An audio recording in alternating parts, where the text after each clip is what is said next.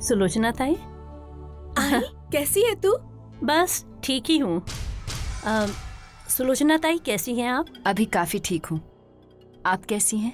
ताई मेरा हाल तो बस पूछो ही मत। ये मानव की बहन है ना, उसको झेलते झेलते मेरी तो कमर ही टूट गई है।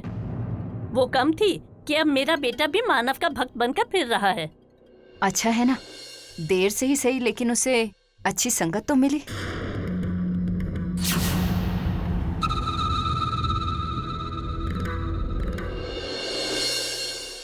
आई, तो ये सब छोड़, तू मुझे ये बता, तो वो मानव की वो दुकान की इनॉग्रेशन में गई थी ना, वहाँ पर क्या हुआ? अरे गई थी ना, काहे की दुकान, छोटी सी टपरी थी, इतनी इतनी छोटी। यानी यहाँ से शुरू होती है और यहीं खत्म हो जाती है।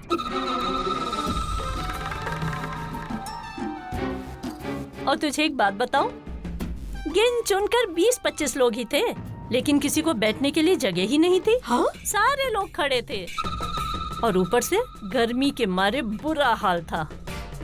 क्या करें, मानव जैसे इंसान से और उम्मीद भी क्या की जा सकती है। और तुझे पता है इनॉग्रेशन किसके हाथों हुआ था? अब मुझे कहाँ से पता होगा? अरे गेस ना, तू ही बता ना। ग्रेट सविता ताई।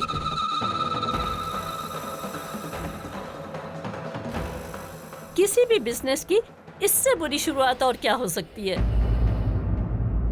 सुलोचना, अरे वाह भाई वाह, कितना मजा आया, क्या बताऊं तुम्हें। तुम्हें मैंने बहुत मिस किया। अरे अपने दामाद की कामयाबी देखने के लिए तुम्हारा वहां होना बहुत जरूरी था। मंजू चलना, मुझे फ्रेश होना है। आहा, तो चल अंदर मेरे साथ। चल।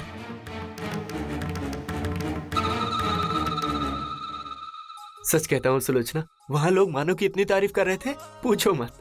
कल मानव ने सही मायने में साबित कर दिया, इंसान के हौसले अगर बुलंद हो ना तो वो कुछ भी कर सकता है। ये सब देखकर मेरी अर्चू और सविता ताई बहुत खुश हुई होंगी ना? हाँ वही, हाँ। अरे मानव जैसा संस्कारी लड़का और होनहार पति जिसे मिले, वो तो बहुत नसीब वाले होते हैं ना। उनके चेहरे की खुशी तो देखते ही बन रही थी। आप बैठिए, मैं पानी लेकर अरे आती नहीं नहीं, तुम बैठो, मैं खुद लेता हूँ ना। आहो,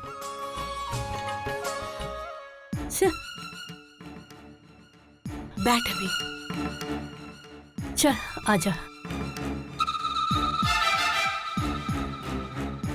अब है ना, तुम मेरी बात सुन, मुझे तुझसे एक बात करनी है। अब और क्या सुना रही है तू मुझे? अरे बाहर तेरे ससुर ने मानव के इतने गुणगान गाए, वो कम है क्या? आई, मुझे तुझसे ना वैश्यू के बारे में बात करनी है। अरे क्या? कल धर्मेश और उसकी माँ आए थे आई को देखने के लिए। वैश्यू घर पर ही थी, लेकिन उन दोनों को देखकर खिड़की के पीछे जाकर छुप गई। आई, मुझे तो लगा कुछ न कुछ गड़बड़ जरूर है। मंजू, पिछली बार भी कुछ ऐसा ही हुआ था ना? यानी वैशाली ने कुछ वर्षा से कहा था कि वो यहाँ है और वो यहाँ नहीं थी। हाँ, हुआ था। मंजू, अब हमको ना इस बात की तह तक जाना पड़ेगा। जरूर कोई ना कोई सेंसेशनल चीज हाथ में आ जाएगी हमारे। रसिकाई, आप क्या बातें चल रही हैं? हाँ, नहीं विनोद, ऐसे कुछ खास बात नहीं चल रही है। और बात क्या चलेगी, आज तो यहाँ वहाँ ऊपर नीचे सब जगह एक ही चर्चा चल रही है। मानव ने नया दुकान खोला है, मानव ने नया दुकान खोला है। मैं तो उसी के बारे में मंजू से बात कर रही थी। एक्चुअली विनोद, मानव ने याद से सबको बुलाया था, सिर्फ तुम्हें और मंजू को इनवाइट नहीं किया था। ये बात मुझे बिल्कुल अच्छी नहीं लगी। आखिर तुम रिश्तेदार हो उसके, तुम्हें ऐसे इग्नोर कैसे कर सकते हैं वो लोग?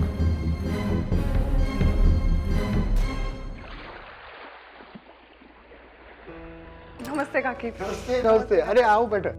अरे कैसे हो बेटा तुम दोनों? ये बिल्कुल अच्छे हैं। सतीश, वर्षा, तुम लोग इस तरह अचानक?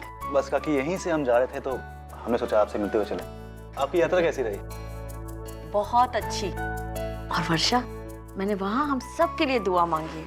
और देखना वो दुआ जरूर काम करेगी। ऐसा चमत्कार होगा कि तुम्हारी गोद खुशियों से भर जाएगी।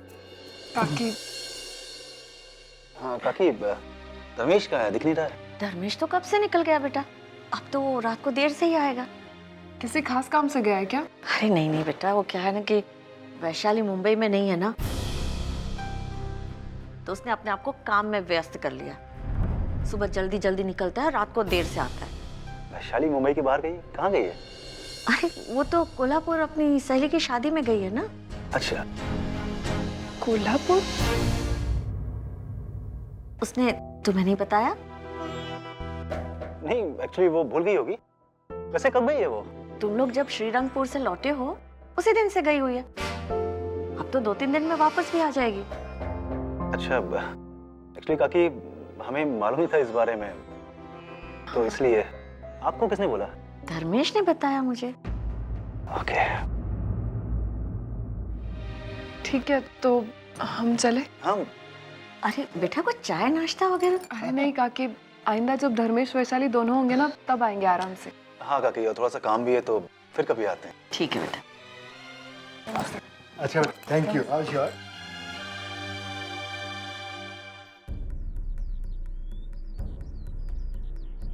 वर्षा, धर्मेश ने अपनी आई से झूठ क्यों बोला? इसका मतलब साफ है, धर्मेश और वैशु के बीच की अनबन अभी तक खत्म नहीं हुई और वैशु भी अभी तक घर पर वापस नहीं आई। अगर ये बात आई को पता चलेगी तो वो टेंशन में आ जाएंगी, इसीलिए धर्मेश ने सब कुछ जानबूझकर छुपाया। यार लेकिन ये तो हद हो गई ना, मतलब ऐसी भी क्या लड़ाई? हाँ सही है, लेकिन अब इस मामले को सुलझाना होगा जल्द से जल्द। एक काम करते हैं, तुम वैशाली से बात करो, मैं धर्मेश से बात करता हूँ, ठीक है? और जल्द से जल्द इस मामले को खत्म करते हैं।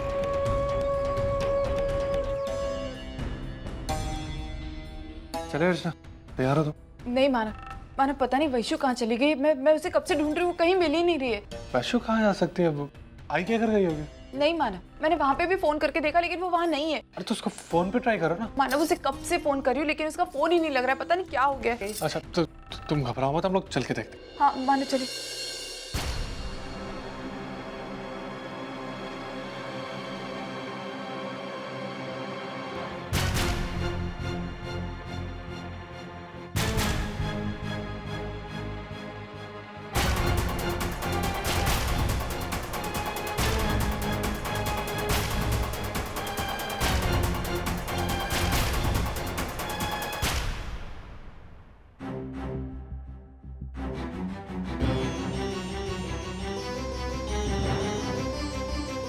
मानो अर्चना, परेशान लग रहे हो, किसको ढूंढ रहे होते क्या?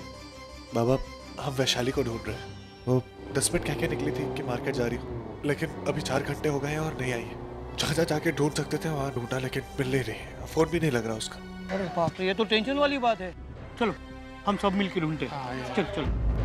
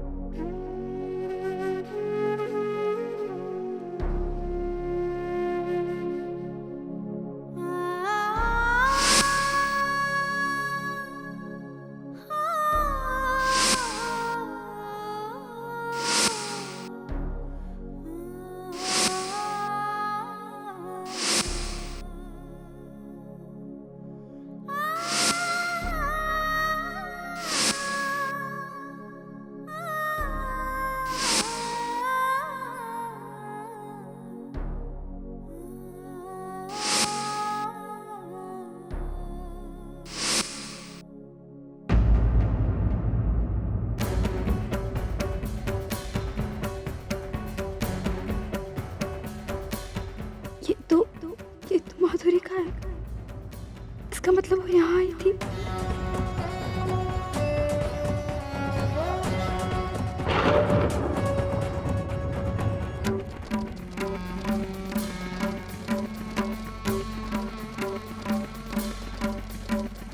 आपका नाम बताओ। धर्मेश जयपुर वाला। ये मेरी पत्नी है, माधुरी धर्मेश जयपुर वाला।